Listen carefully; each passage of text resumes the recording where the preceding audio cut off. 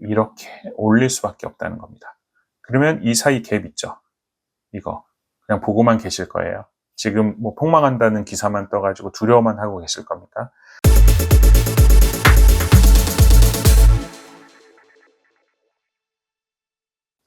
안녕하세요, 헌더입니다. 오늘은 그 빌라 투자의 공략 포인트에 대해서 알아보려고 하는데요. 요즘 뭐 전세 사기다, 역전세다 해서 빌라 시장이 사실상 폭망했다고 보셔도 과언은 아닌데요. 이러한 시기에 우리 투자자들이나 부동산 전문가들은 공략 포인트를 찾는 것이 상당히 중요하다고 생각합니다. 더더군다나 모든 투자가 그렇지만 위기의 순간이 왔을 때 그것을 두려워만 하고 있을 것이냐, 아니면 그 두려움 가운데서 대박의 포인트를 찾느냐는 선택의 문제라고 생각합니다. 제가 오늘도 그냥 간단하게 구두로 설명하고 말까 했는데 PPT를 정리하다 보니까 10장이 넘어갔어요. 더더군다나 제가 지금 원고를 좀 쓰고 있는데 그 원고 내용의 일부를 설명드리다 보니까 내용이 다소 길어졌는데 10장 내외 10분 미만으로 마무리 지으려고 하니까 끝까지 봐주시고요. 빌라 폭락의 시기, 폭망의 시기에 공략 포인트를 찾아보시길 바랍니다. 그러면 화면을 보시면서 정리해 보도록 할게요. 빌라 폭망. 두려워만 할 것인가, 대박을 잡을 것인가. 제가 한 가지 주요한 사항을 알려드릴게요. 저는 뭐 주식 쪽에서 현업에 종사하고 있거나 제가 전문적으로 주식 투자만 하고 있는 건 아닌데 저도 그냥 곁가지로 보조 수단으로 주식 투자를 가끔 합니다. 그러다 보니 제가 인스타에 이런 참 이불킥에 해당하는 내용을 좀 올려놨더라고요. 제가 하이브 주식을 통해서 거의 119%, 19%의 수익률이 아니고요. 거의 더블을 친 거죠. 그래서 이렇게 인터넷에 이불킥할 수 있는 내용을 올려놔서 이 내용이 생각이 나서 정리를 해본 건데, 그때 당시 BTS가 해체설이 나왔었어요. 그때 막 팬들 울고 불고 난리 나고 뭐 하이브 뭐 문제가 생기느니 많은 이런 내용 되게 많았었는데, 그때 똑같이 폭망, 해체설 뭐 다양한 얘기가 나왔는데 투자자적 관점에서 봤을 때 저는 그게 기회라고 봤고요. 그리고 뭐 다양한 문제점을 뭐 루포 형태로 뭐 이렇게 보도도 하고 그랬었는데, 아마 그 시점이 제가 산 거를 다시 지금 열어보니까 저는 한 11만 3천 원 정도에 샀더라고요. 지금 보니까 거의 한 20만 원, 뭐 19만 원, 그러니까 거의 더블의 수익률을 낸 거죠. 이 간단한 주식 투자에서도 시사하는 바가 모든 투자는 위기 때 기회가 오는 것입니다. 너무나도 잘 알고 있는 투자 경험이지만 이것을 현실적으로 받아들이는 것은 많은 괴리감이 있어요. 그래서 주식도 제가 이렇게 거의 더블이 넘는 120%의 수익률, 10,000원을 투자했다면 24,000원이 남게 되는 그러한 대박의 요소를 남기게 됐고, 제가 나중에 자녀들한테 자신감 있게 말할 수 있는 것도 자녀들에게 각자 이름의 CMA와 주식거래 계좌를 만들어줘서 BTS에 똑같이 투자했습니다. 그러면서 제가 보여줬죠. 맨날 너희 포토카드나 이런 것만 사지 말고 이렇게 투자를 했을 때 수익이 났다. 얘네들도 더블이 났으니까 지금은 무슨 얘기인지 이해 못하겠지만 나중에 너희 아빠가 이렇게 투자를 했다 라는 것들을 자랑할 수 있는 요소가 하나 생겼습니다. 그런데 이것들이 주식에서만 있는 일이냐? 절대 그렇지 않습니다. 지금 빌라 시장의 위기라는 것은 기사를 조금만 찾아봐도 어렵지 않게 볼 수 있습니다. 이 기사를 보면은 전세 반환 보증금 126%를 유지하지만 뭐 집값 산정 시즌 감정가 허용, 사실 이 감정가 허용이 나중에 포인트가 될 겁니다. 근데 아무리 그래도 빌라 주인들은 시큰둥, 그리고 대책은 안 했지만 세입자들도 시큰둥, 그리고 여전히 전세 무서워, 발길 끊긴 빌라 시장 쑥대밭, 이런 정말 위기의 기사들은 엄청나게 나오고 있습니다. 저는 여기서 두 가지 포인트 정도를 잡을 수 있으셔야 진정한 실력자라고 보이는데요. 일단은 감정가 허용이라는 부분들, 이것은 향후의 빌라 시장의 상승을, 그리고 바닥을 찍었을 때 그 상승의 발돋움판이 될 수 있는 상당히 중요한 포인트라고 보고요. 그리고 여기 집주인도 시큰둥하고 세입자도 시큰둥하고 그리고 쑥대밭이 됐다.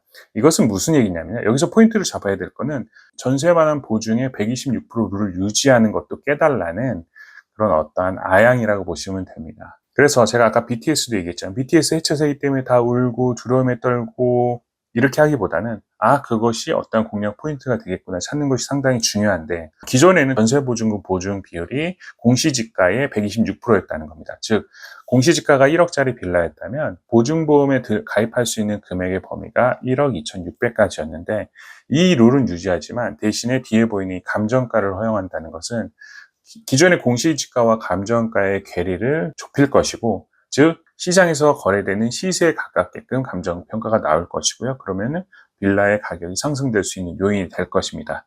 그래서 결국은 이 기사들을 미래지향적으로 해석해 보자면 빌라 가격도 오를 것이고요. 전세보증금에 가입할 수 있는 담보권의 비율도 126%에서 최소한 150%, 그 이상까지도 가능하게 해달라. 그렇지 않으면 지금 전세 대란 해결되지 않는다. 이러한 아양이고 애교고 협박이 될 수도 있습니다. 이 포인트를 잡아보셔야 향후 미래에 대해서 정확하게 투자 포인트가 발견될 것입니다. 그러면 이런 얘기 하시는 분들이 있을 거 아니에요. 왜 그걸 나라에서 해주겠냐? 빌라 시장, 즉 다세대 다가구나 이런 것들 폭망 기조로 가서 일본처럼 잃어버린 20년, 30년이 되는 그런 빌라 시장이 되지 않겠냐라고 말씀하시는 분들이 계실 수도 있는데요.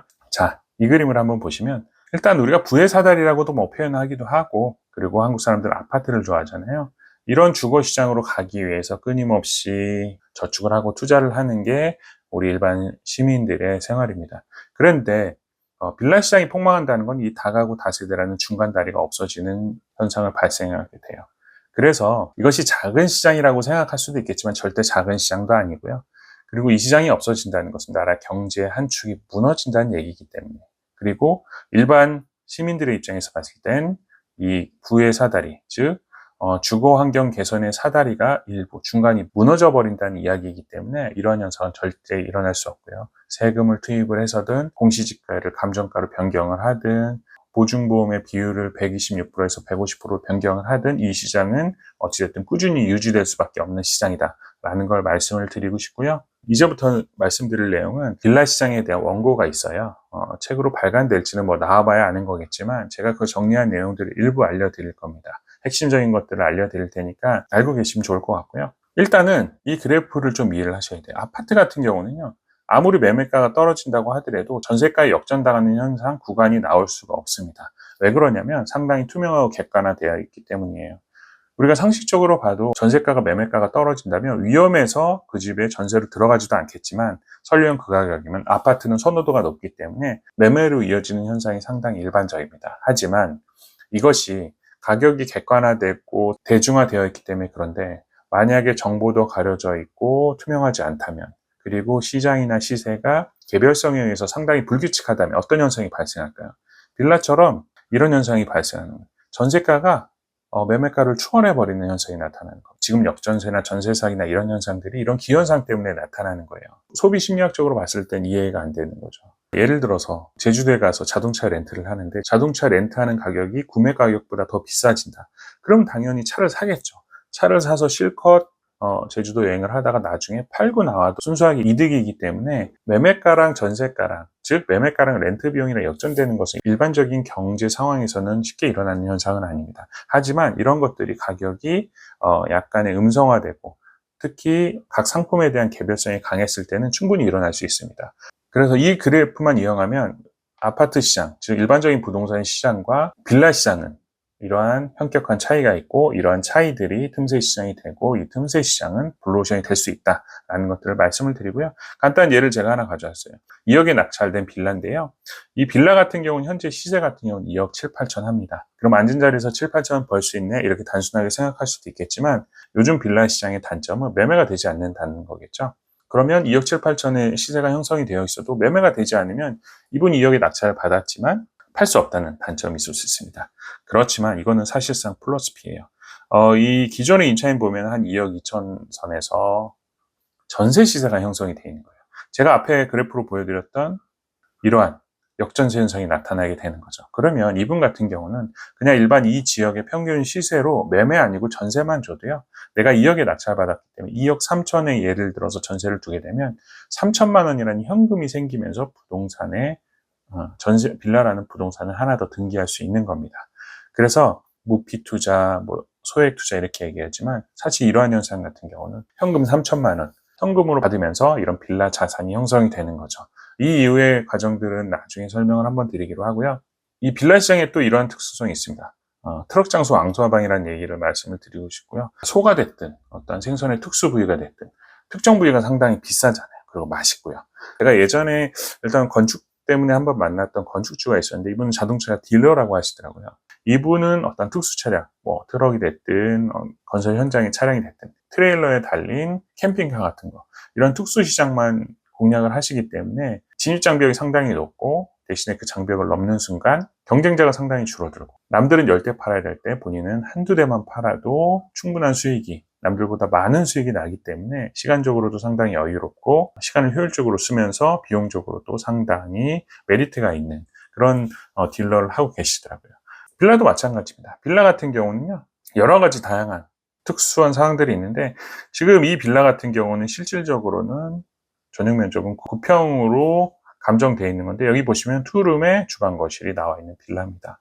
그러면 여기 점선 보시면 이거는 발코니 확장이 됐다는 얘기고요. 이런 부분들에 대해서 특수한 부분들을 찾게 되면, 아파트 같은 경우는 기본적으로 투룸 정도 나오려면 최소한 59제곱미터, 즉 13평에서 뭐 17평 이 정도 나와야 되는데, 빌라 같은 경우는 그거보다 작은 부분을 매매나 거래를 하더라도 이러한 공간적인 메리트가 나오게 되는 겁니다. 물론 주거 환경이나 이런 것들은 차이가 나겠지만, 실수요자 입장에서는 실질적으로 쓸 수 있는 부분들을 찾게 되기 때문에 이런 부분들에서 메리트가 있고요. 그리고 나중에 이제 대지 지분 부분까지도 볼 수 있으면 더 매력적이 있는데, 이건 똑같은 아파트를 하더라도요, 59제곱미터, 한 17평 정도 돼도 이 아파트 같은 경우는 땅 대지 지분이 14평 정도 되고요. 두 번째 아파트 같은 경우는 똑같이 실질적으로 전용 면적은 18평 비슷하다 하더라도 대지 지분은 한 8평밖에 되지 않는 거죠. 근데 빌라 같은 경우는 이러한 내 소유에 대한 대지 지분 변동차가 상당히 큽니다. 그래서 이런 부분만 노려봐도 상당히 메리트가 있고요. 나중에 이게 재건축이나 재개발로 이어졌을 때 소위 말해서 대박의 요소가 날 수도 있습니다. 그리고 특수 부위라는 것도 어떤 부분이 있냐면, 계단을 올라가는 지하. 우리가 지하라고 생각하면 대부분 계단 밑으로 내려가고 뭐 습하고 이런 걸 생각하는데, 제가 이 집을 하나 보여드릴게요. 이 집 같은 경우는요, 지하 1층이 벌써 계단을 올라가야 돼요. 특수 부위라는 것도 어떤 부분이 있냐면, 계단을 올라가는 지하. 우리가 지하라고 생각하면 대부분 계단 밑으로 내려가고 뭐 습하고 이런 걸 생각하는데, 제가 이 집을 하나 보여드릴게요. 이 집 같은 경우는요, 지하 1층이 벌써 계단을 올라가야 돼요. 등기상으로는 지하긴 한데요. 더더군다나 밑에 필로티 형태의 주차장이 깔리는 지하를 찾게 되면 이건 상당히 메리트가 있습니다. 오히려 이 집 같은 경우는요, 지하 2층도 이 주차장 안쪽으로 한 세대가 들어가 있는데, 지하 2층에도 불구하고 현관을 들어갈 때 계단 한 계단 내려가거나 올라가지 않는 그런 형태가 발생하게 되는데, 이런 빌라 같은 경우를 찾으시게 되면 사실상 사용상은 지상이랑 똑같아요. 그렇지만 혜택은 지하입니다. 혜택은 지하라는 게 무슨 얘기냐면요, 서울시 같은 경우는 지하나 어떠한 이제 건물의 감정가, 혹시 공시지가 이런 거에 따라서 다양한 혜택들을 줘요. 창문을 교체해 준 데 뭐 비용을 80% 지원을 해준다던가, 각양각색의 어떤 보조금들이 나옵니다. 그러한 혜택은 다 받으면서 실질적으로 사용은 지상이 하는 것과 똑같이 하는 거죠. 여기 지금 지하 1층이라고 돼 있는데도요, 실질적으로 방이 4개예요. 물론 하나는 약간 작아서 팬트리 개념으로 쓰고 있긴 하지만, 방 4개짜리 나오는 절대 작지 않은 빌라가 상당히 저렴한 가격에 제가 매수를 했고요. 그러면 아무래도 지하라고 하면 내가 갖고 있는 것 자체를 되게 부담스러워 하시는 경향이 있는데, 이건 생각을 좀 바꾸셔야 됩니다. 왜 그러냐면 아까도 말씀드렸다시피요, 가격은 절반이고요. 임대 수익은 제가 수정을 안 했네요. 임대 수익은 한 80% 정도. 기존에 가지고 있는 것의 80%라고 보시면 됩니다. 그럼 이건 무슨 얘기가 되냐면, 실질적으로 내가 5억을 가지고 투자를 하겠다. 아파트 5억짜리 사서 월세 받으면 한 150 정도 받을 겁니다. 물론 지역에 따라 다르겠지만, 그런데 그 5억을 쪼개가지고 1억짜리 이런 특수 물건의 뭐 지하라든가 이런 것들을 찾게 되면요, 5채를 투자한다고 가정을 했을 때 월세 한 75만 원 정도 받을 수 있는 빌라를 5채를 갖게 되면 월세가 350만 원으로 늘어나게 되는 거죠. 즉, 이러한 공략 포인트, 특수 물건들을 잘 서치해서 볼 수 있는 눈이 생기고 찾게 되면, 아파트 투자에서 월세 150 받을 것을 이러한 특수 물건들을 통해서 350을 받을 수 있는 거죠. 관리도 훨씬 더 편할 거고요. 그리고 나중에 이것들이 재개발이 된다면 앞서 말씀드린 대지 지분과 이런 것들을 정확하게 파악해 놓은 상태이기 때문에 상당히 메리트가 있을 수 있습니다. 이 정도 얘기하면 태클 거는 사람 또 이런 얘기합니다. 재건축, 재개발 뭐 20년 걸린다, 30년 걸린다. 그럼 저는 그런 분들한테 이런 얘기를 해요. 자녀 세대에게 이런 것들을 3천만 원, 4천만 원 레버리지 통해서 몇십억짜리 서울의 아파트가 돼 있다면요, 훨씬 더 자녀를 위한 선물을 마련하게 되는 거죠. 그래서 그런 부분, 제가 앞서 말씀드린 주식 계좌를 통해서 주식의 수익을 조금씩 내줘서 자녀 자산을 늘리는 방법, 그러한 자금으로 나중에 이런 빌라를 하나 정도 소유하게 해주는 방법은 상당히 유익할 것으로 생각이 됩니다. 그래서 제가 앞에 나오는 내용들을 다시 한번 복합적으로 좀 정리를 해보자면, 전세 사기 피해자를 구제할 수 있는 유일한 방법은요, 제가 봤을 땐 이거밖에 없습니다. 아까 말씀드렸던 이 징징대는 거 높여줘야 될 수밖에 없고요. 그래서 지금 뭐 폭망한 임대자나 임차자나 다 뭐 시들하다. 이거 높여달라고 징징대는 거고요. 결국은 지금 현재는 바뀌었습니다. 이 기사가 그래서 시사하는 바가 큰 겁니다. 감정가를 허용했다는 것은 그동안 공시지가에 묶여있던 어떤 빌라의 크나큰 가치를, 그리고 공시지가에 눌려있던 이 저평가되었던 이 시장이 향후 상당히 성장할 수밖에 없고, 이것은 너무나도 자명한 것은 우리가 원하는 뭐 아파트가 됐든 고급 주택이 됐든 단독주택이 됐든 그런 부동산의 자산을 형성하기 위해서 중간다리, 즉 부의 사다리가 되는 이 다세대 다가구, 즉 빌라 시장을 절대 그 누구도 경제에서 빼놓고 생각할 수는 없다. 이런 것들이 상당히 중요하고요. 이 기사의 키포인트는요, 이 매매가 이거 자체를요 이렇게 올릴 수밖에 없다는 겁니다. 그러면 이 사이 갭 있죠, 이거 그냥 보고만 계실 거예요. 지금 뭐 폭망한다는 기사만 떠가지고 두려워만 하고 계실 겁니까? TS 해체 기사가 나올 때처럼 그냥 두려워만 하고 울고만 계실 겁니까? 참고로 전 아니는 아니긴 합니다. 그렇지만 그 두려움을 우리가 투자 공략 포인트를 찾게 되면 상당한 대박의 요소들이 분명히 있습니다. 여기도 마찬가지예요. 이게 지금 이렇게 올릴 거라는데 여기서 지금 두려워만 하고 계실 겁니까? 소위 말해서 숟가락만 얹어내면요 이렇게 올라갈 수 있는 공략 포인트가 될 거고요. 그렇게 되기 위한 특수 상황들에 대해서는 제가 간단하게 설명을 드렸고요. 그리고 제가 이 내용으로 원고를 쓰고 있고 책이 나오게 되면 좀 더 일목요연하게 정리를 잘 해놨을 테니까 그때 제가 더 많은 세부적인 영상들로 찾아뵙도록 하겠습니다. 오늘 준비한 내용은 여기까지고요. 다음에 더 재밌는 내용으로 한번 찾아뵙도록 하겠습니다. 감사합니다.